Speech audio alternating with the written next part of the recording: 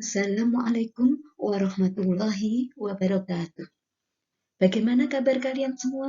Anak-anakku kelas 5 yang hebat. Bersama PGRI Tulungagung, kita berjumpa kembali dalam video pembelajaran Cerdas Tangkas tahun pelajaran 2021-2022 semester 2.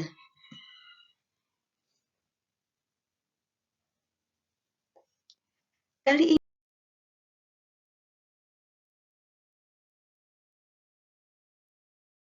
kita akan membahas tema 7, peristiwa dalam kehidupan, subtema 3, peristiwa mengisi kemerdekaan, pembelajaran 3. Ayo disiapkan buku cerdas tangkasnya. Pada pembelajaran ini, kita akan mempelajari 3 muatan, yaitu IPS, Bahasa Indonesia, dan PPKN. Awali dengan muatan IPS KD 3.4 dan 4.4. Nah, pada kesempatan ini kita akan membahas tentang peristiwa lahirnya Pancasila. Ada 3 tokoh yang mengusulkan rumusan Pancasila, yaitu yang pertama adalah Muhammad Yamin. Dia mengusulkan rumusan Pancasila pada tanggal 29 Mei 1945. Sedangkan pada tanggal 31 Mei 1945, Profesor Dr. Mr. Supomo juga mengusulkan rumusan Pancasila. Tokoh yang ketiga adalah Insinyur Soekarno yang mengusulkan rumusan Pancasila pada tanggal 1 Juni 1945. Dan Soekarno juga mengusulkan satu nama sebagai dasar negara kita, yaitu Pancasila. Sehingga pada tanggal 1 Juni 1945 dianggaplah sebagai hari lahirnya Pancasila sebagai dasar negara Republik Indonesia. Nah, pada tanggal 18 Agustus 1945 disahkan UUD 1945 pada sidang PPKI, termasuk pembukaan UUD 1945. Di dalam pembukaan UUD 1945 termuat isi rumusan prinsip dasar negara yang disebut Pancasila. Tepatnya pada alinea keempat yang berbunyi sebagai berikut.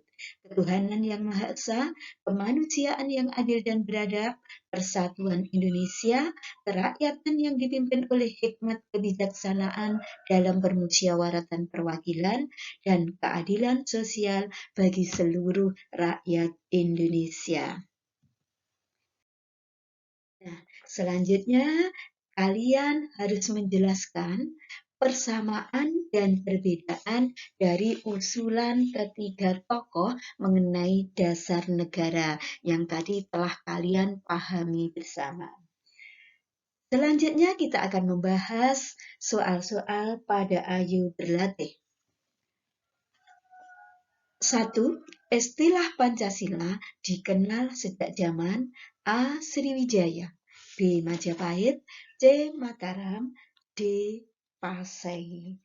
Jawaban yang tepat adalah B. Majapahit. 2. Pancasila berarti melaksanakan kesusilaan yang 5. Terdapat pada kitab Sutta Soma. 3. Setelah melalui berbagai usulan, akhirnya pada tanggal titik-titik dinyatakan sebagai hari lahirnya Pancasila. Jawaban yang betul adalah tanggal 1 Juni 1945. 4. Pada tanggal 18 Agustus 1945 disahkan Undang-Undang Dasar 1945 pada sidang PPKI. 5. Tuliskan rumusan Pancasila yang terdapat pada Undang-Undang Dasar 1945. Ada 5 rumusan. 1. Ketuhanan yang Maha Esa. 2. Kemanusiaan yang adil dan beradab. 3. Persatuan Indonesia. 4. Kerakyatan yang dipimpin oleh hikmat kebijaksanaan dalam permusyawaratan perwakilan. Dan yang kelima, keadilan sosial bagi seluruh rakyat Indonesia. Selanjutnya, muatan bahasa Indonesia KD 3.9 dan 4.9. Ayo membaca teks narasi sejarah yang berjudul Pancasila sebagai Pemersatu Bangsa. Ada 4 alinea yang harus kalian baca dan kalian pahami. Juga kalian harus menganalisis adakah kalimat yang tidak efektif dalam teks tersebut. Setelah itu, tuliskan kalimat yang tidak efektif dalam teks yang berjudul Pancasila sebagai Pemersatu Bangsa tadi. Selanjutnya, ayo membahas soal-soal pada Ayo Berlatih. Soal nomor 1.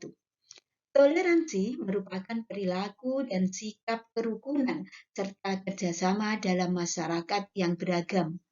Kata toleransi sama artinya dengan A. Membantu, B. Menghargai, C. Tenggang rasa, D. Menghormati. Jawaban yang betul adalah C. Tenggang rasa. 2. Suku bangsa tinggal di berbagai pulau di penjuru dunia. Maksud kata penjuru adalah seluruh. 3. Budaya yang beraneka ragam ini menunjukkan kekayaan budaya bangsa Indonesia. Kata kekayaan berasal dari kata dasar kaya. 4. Dunia makin maju dan berkembang dengan ditandai kemajuan iptek. Iptek adalah kepanjangan dari ilmu, pengetahuan, dan teknologi. 5. Pancasila sebagai dasar negara merupakan kepribadian dan pandangan hidup bangsa Indonesia. Ubahlah kalimat tersebut menjadi kalimat yang efektif. Kalimat tersebut tidak efektif. Kalimat efektifnya adalah Pancasila sebagai dasar kepribadian dan pandangan hidup bangsa Indonesia. Selanjutnya, muatan PPKN KD 3.3 dan 4.3. Kita akan membahas tentang nilai-nilai luhur Pancasila yang berkembang di masyarakat. Pancasila memiliki fungsi sebagai dasar negara. Artinya, Pancasila sebagai sumber dari segala aturan hukum atau perundang-undangan yang berlaku di Indonesia. Pancasila sebagai pandangan hidup dan ideologi bangsa merupakan sistem nilai ideal yang diyakini kebenarannya untuk mewujudkan dalam kehidupan bermasyarakat. Pancasila sebagai kepribadian bangsa merupakan ciri khas yang membedakan dengan bangsa lain dan tercermin dalam sikap gotong royong atas dasar kekeluargaan yang ada di Indonesia. Nilai-nilai luhur Pancasila menjadi landasan hidup masyarakat yang beragam. Hal ini nampak pada berkembangnya budaya khas bangsa Indonesia, yaitu gotong royong, musyawarah, dan toleransi. Pada kegiatan 1 untuk muatan PPKN, tuliskan contoh sikap sehari-hari yang mencerminkan nilai luhur Pancasila pada tabel berikut ini. Nilai gotong royong, contoh sikap sehari-harinya apa? Musyawarah dan toleransi, contoh sikap sehari-harinya apa? Tuliskan. Selanjutnya kita akan membahas soal-soal pada Ayo Berlatih. Ayo mengerjakan soal-soal berikut ini dengan benar. 1. Pancasila sebagai sumber dari segala aturan hukum atau perundang-undangan yang berlaku di Indonesia. Maka Pancasila disebut sebagai A. Pandangan hidup, B. Kepribadian bangsa, C. Dasar negara, D. Ideologi bangsa. Jawaban yang betul adalah dasar negara. 2. Pancasila merupakan ciri khas yang membedakan dengan bangsa lain. Maka Pancasila disebut sebagai kepribadian bangsa. 3. Memecahkan masalah bersama-sama untuk mencapai keputusan yang bermanfaat untuk kepentingan bersama disebut musyawarah. 4. Budaya yang mengajarkan saling membantu secara sukarela tanpa melihat perbedaan suku, ras, agama, dan budaya disebut dengan toleransi. 5. Sebutkan 3 contoh sikap gotong royong dalam kehidupan bermasyarakat. Contoh sikap gotong royong antara lain membantu memperbaiki jembatan yang rusak, ikut kerja bakti membersihkan lingkungan, membantu korban bencana alam dengan memberi sumbangan secara ikhlas. Nah, demikian tadi pembahasan tema 7, subtema 3, pembelajaran 3. Semoga bermanfaat bagi kita semua. Terima kasih, sampai jumpa di video pembelajaran berikutnya. Jangan lupa tetap semangat dan terus berprestasi. Saya akhiri, wassalamualaikum warahmatullahi wabarakatuh.